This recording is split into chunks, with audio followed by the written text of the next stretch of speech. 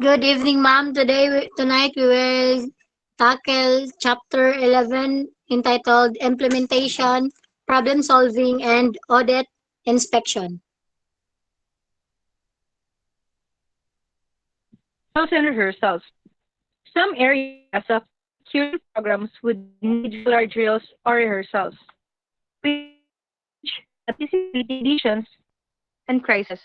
Management for drills, bomb threats handling, and response to robbery. Then the next one is validation and updating of plans. So in validation and updating of plans, during program implementation, opportunities arise to improve countermeasures or reinforce those validations process self-knowledge. Adjustments sometimes need to be made in the security program. Then the next one is program evaluation. Then program evaluation at the end of the timetables or drills, rehearsals, the security program or part of the need evaluate issues such as relevance or adequacy of countermeasures, cost effectiveness, or else need to be addressed to check the existence of vulnerability which may trigger to the needs for for a much responsive security programs. Then let's move on to problem solving and decision making. So in problem solving techniques, the problem solving techniques is the successful security executive in the problem solver.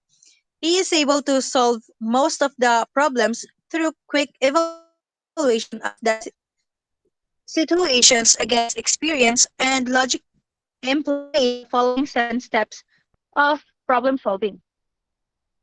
So 7 steps in problem solving. The first one is clearly defining problem.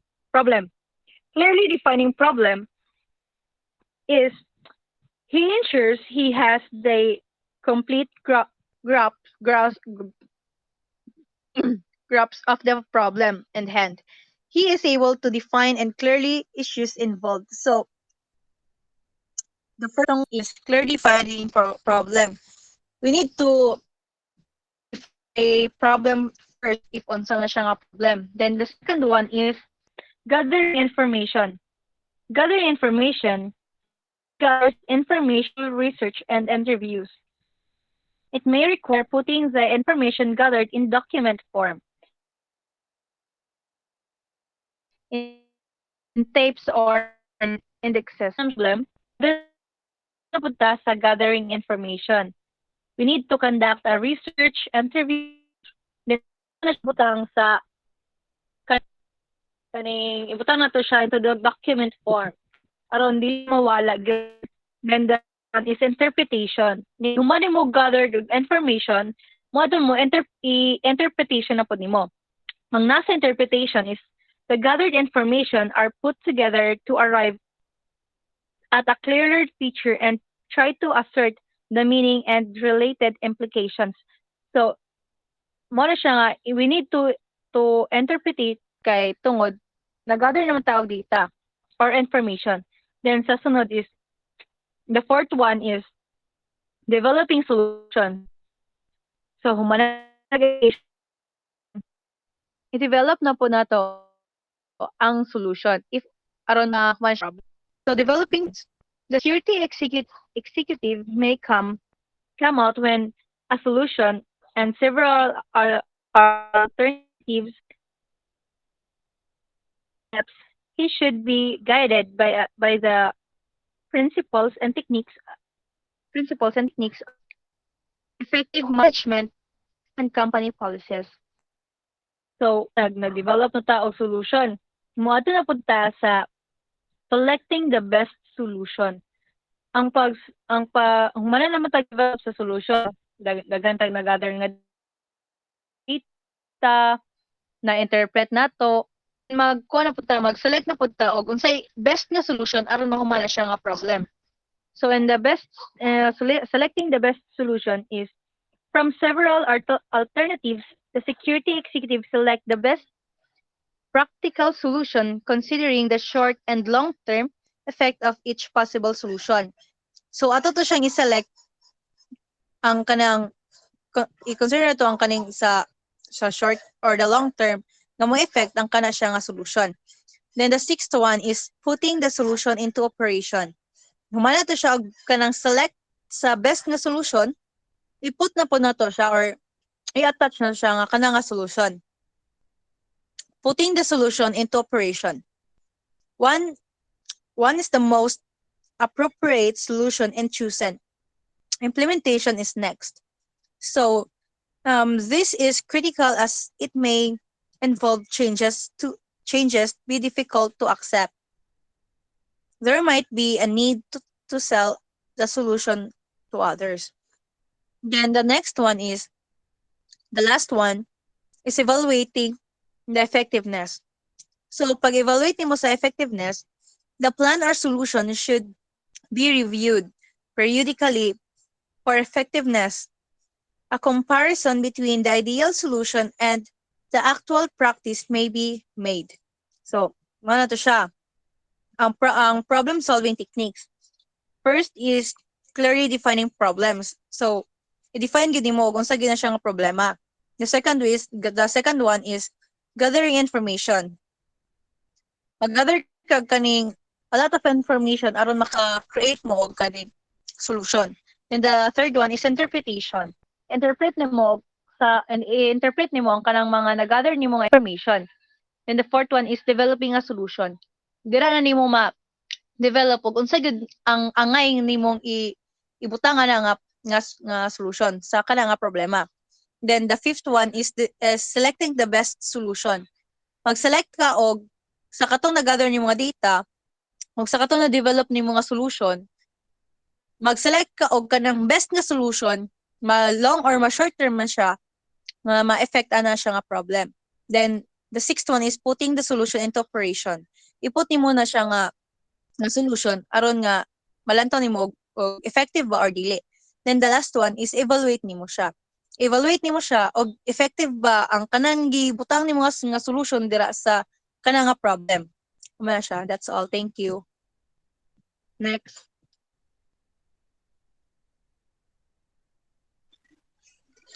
Let's move on to some pitfalls in decision making. So there are nine unexpected or desirable danger in decision making. The appropriate decision and taking responsibility for it is a critical function of any executive, much more a security professional. The security executive should avoid the following. First is jumping into conclusion. Second is accepting the first choice. Third is accepting the easiest way out. Four is procrastinating. Five is letting prejudices or emotions influence. Six is failing to get the facts. Seven is failing to weigh the alternatives. Eight is failing to consider consequences. And the last one is fearing to take risk and assume responsibility. So kaning siyam kabok, mo ni ang danger nga posibleng mahitabo if in terms of kanaang encountering a decision making. If ang primero is kanang mag-jump ka into conclusion agad, dili ka mag-weigh sa imuhang mga ipanguna-una, mo diretso ra ka og conclude. Second is mo accept ka diretso og first choice, wala kay second opinion. So dapat mga ipog opinion sa other para factors po na para maka-decide ka. Next is accepting the easiest way out. Hingga-upat kay ang sige na lag unya-unya kaning procrastinating, magsige na lag unya-unya so mas matambak imong trabahoon so dili ka maka-decide. Nine is emotions influence. If kana pong imong emotion po, if you cannot control your emotion, so maka kuan po na siya sa imong decision nga sa pagbuhat, maka influensya po na siya sa imo if you can control your emotion kay magdesisyon lang ka sa isa ka butang out of that emotion. Like for example, if nasuko ka, so makadesisyon ka dili mao tungod lang kay nasuko ka. Next is failing to get the facts. If you don't get your facts right, so masayop jud ka og desisyon sayop yun na imong desisyon nga imo rang ka regretan pagka later, sunod na kanaang mga oras or mga adlaw. Next is failing to weigh the alternative. So, if dili ka kabalo mo lantaw og mga pwedeng angayng buhaton or mga plan B or other way kanang mga alternatives, so kanaang dili po kayo tunong ang desisyon nga imong mabuhat kay if dili ka magiging resourceful. So dapat you should be resourceful also. Next is failing to consider consequences, and the last is if you don't take risk in decision making, you should know how to take risk and consider the consequences out of that risk nga imong gi-take. Next is factors in affecting a decision. There are eight. First is prior experience. A tried and reliable course of action that worked before may very much work again in similar situation. So kaning sa decision, for example, prior experience kanang mga experience na nimo before. For example, na amoy buhaton, then kana ang naglibog ka mag-decide pero imong nahununaan nga nabuhat na ninyo ni sa una din na kay decision nga nabuhat ani so katong nga decision nimo sa una pwede mo tong buhaton nga decision karon kay in a sense nga in a fact nga parihara sila similar la so katong nga decision sa una og imong buhaton gud karon nga decision so bahin mag-work pod kay tungod nga similar sila similar situation. Next is self-interest. One's own interest may not be the best for others. The ideal situation here is to balance one's interest with those of the other. So, ang kaduha, kay self-interest. Ang imuhang kaugalingong interest kay dili siya best para sa uban.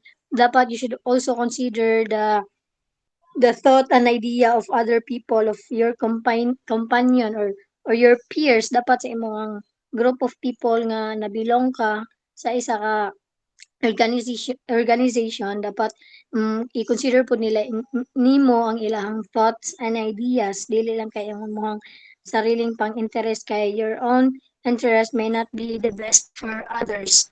Next is tradition.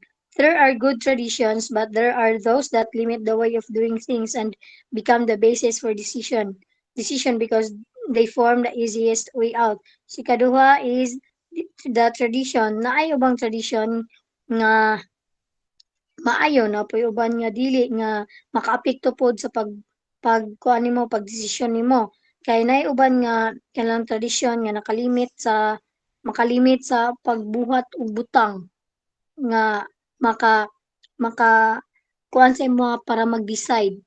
Next is the creativity. This is the opposite of tradition.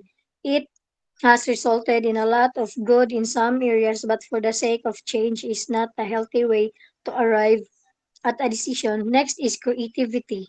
So, being a decision maker, you should be also be creative. Kaning creativity is opposite ni siya sa tradition. So, kaning creativity is in some areas, but for the sake of change is not a healthy way to arrive at a decision. So, kanipong creativity, if for example, mulapas na pod siguro ka, kay dili na pod nimo ma-arrive ug unsay katong sakto jud kay nga desisyon nga imong gibuhat ay nga imong buhaton. Next is authority or expert opinion. This should be given great consideration.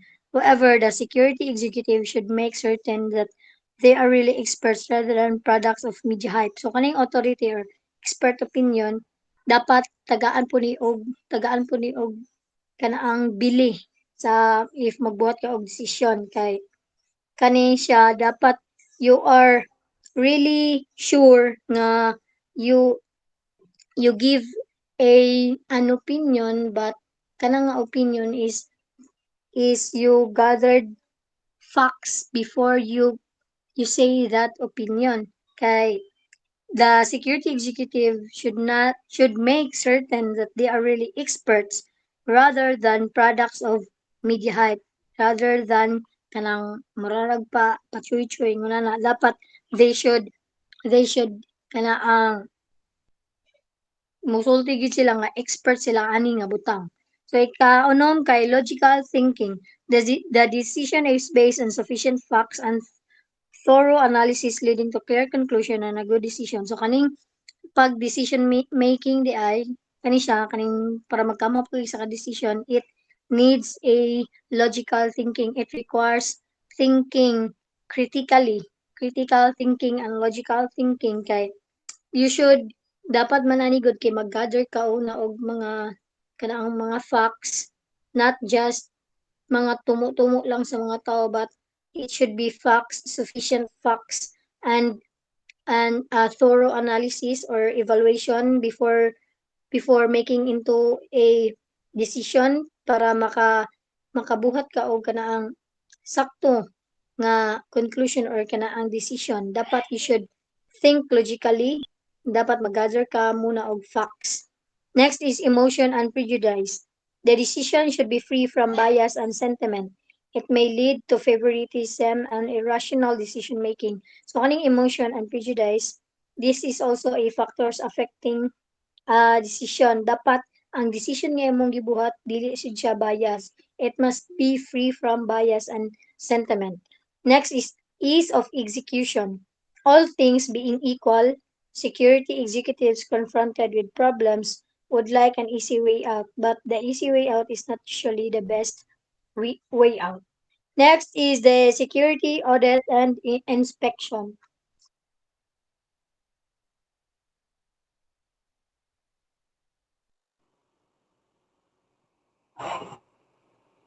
So let's go to security audit or inspection. Rationally for security audit, there, there usually is a need for a formal audit or inspection to check the degree of compliance with the recommended countermeasures and to determine the effectiveness and adequacy of the countermeasures and effects. So, traditionally for security audit is usually need nila og formal audit or inspection para ma-check nila ang degree sa mga compliance ng gina-recommend nila and sa especially sa effectiveness para ma-determine nila ang ilang effect. So, next is conduct of the audit. Security audit has for its basis the security survey and the vulnerability assessment reports prepared during the previous period. A checklist for the purposes ensures that all areas are covered. The following questions should also be used. Why are we doing it?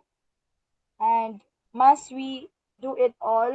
The third one is is there a better way? The last one is there a less expensive or more cost-effective way?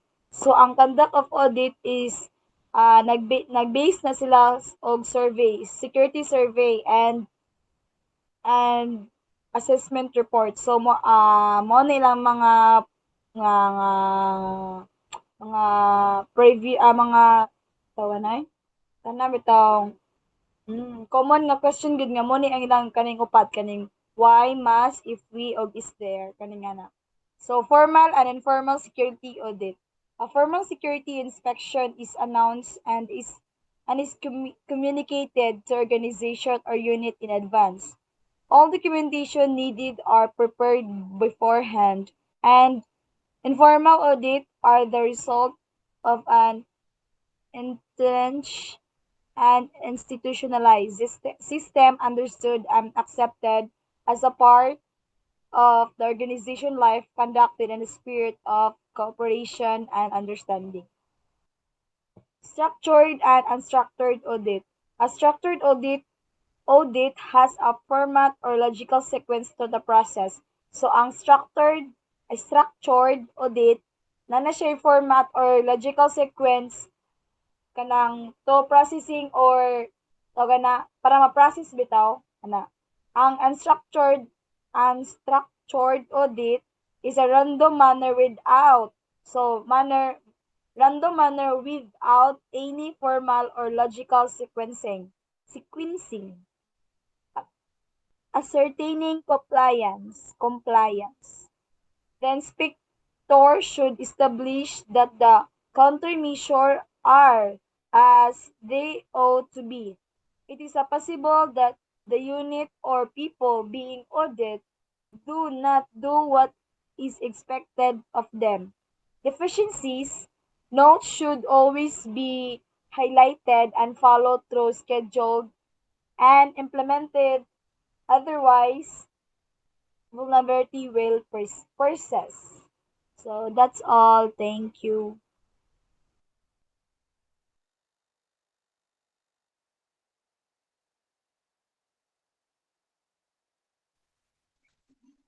Thank you, ma'am. That's all for our report in chapter 11. Good night.